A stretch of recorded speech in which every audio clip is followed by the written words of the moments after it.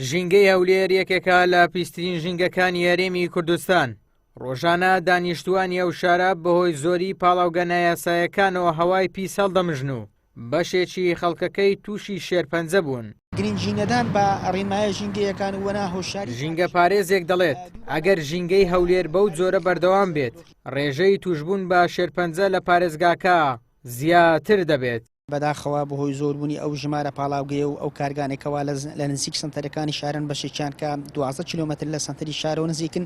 ئەمەش خۆ لە خۆیدا دۆخۆیکی مەترسیدارە لە بەردەم ژینگەی کوردستان و شاری هەولێر بەتابەتی چونکە بەڕاستی ناکرێتن ئەم کارگانە بێباکانە ژینگە پیس بکەن و بەتابەتی ژینگەی کەشوهەوا ئەمەش دەبێتە هۆی دۆخۆیکی مەترسیدار لە بەردەم زیادبوونی ڕێژەی شێرپەنجە لە شاری هەولێر، چونکە ئێستا گەروا بڕوە ئەو ڕێژە زۆرەی شێرپەنجەکەەوە ئێستا هەیە ڕێژەکەی زۆر لەوە زیاتر دەبێتن کە ئێمە چاوەڕوان دەکەین لە ئایندا دۆخەکە خراپتر بێتن ئەگەر بەو شێوازە بڕاتن. ئەو ئامارە لەسەر هەولێر حساب نییە. پارێزگاری هەولێریش دەڵێت ئەو لێژنەی لە بەغدا ئاماری شێرپەنجەی بڵاو کردبووە بەمەبەست هەولێری کردوتە ئامانج. هەروەها دەڵێت بەشێکی زۆر لە پاڵاوگە نایاساییەکان داخراون و خاوەن پاڵاوگەکانمان دەستگیر کردووە. سەبارەت بە شێرپەنجەی بەداخەوە ئەو لێژنەیە لە بەغدا ئامارەکەی بڵاو کردبووە، ئینسافی تێدا نەبوو، هەولێریان کردووە ئامانج. هەولێر سنتەرێکی زۆر گرنگی هەیە کە نەخۆشخانەی نانەکەلیە. ئەو نەخۆشخانە بوویتە پەناگەیەک لە بۆ هەموو خەڵکی عێراق. ئێستا وەکو ڕۆژنامە نووسێک جەنابە دەربەو شەوی سەری ساڵە بڕۆ ئەگەر لە 10 نەخۆشی 7 نەخۆشی خەڵکی هەولێر بوو قسەکەی من ڕاز نییە. بابەتی پاڵاوگەکانی هەولێریش یەکێکە لەو بابەتانەی کە ژینگە پیس دەکات.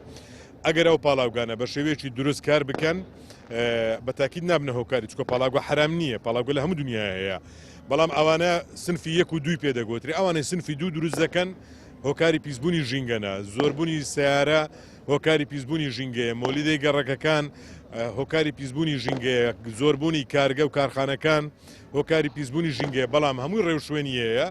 ئەمە ئیجراعاتەکانمان دەست پێ کردێ بەشێکی زۆر لەو پاڵاوگە نایاساییانە داخرانە ئەوی دیکەشدا دەخرێ خەڵکێکی شەیە دەستگیر کرایە کە جارێک داخرایە جاری دووەم سەرپێچی کردیا.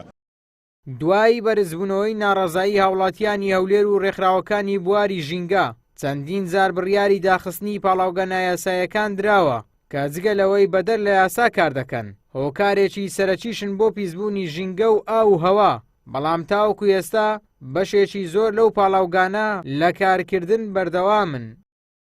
ئیبراهیم زیاد، کەناڵی ئاسمانی پەیام، هەولێر.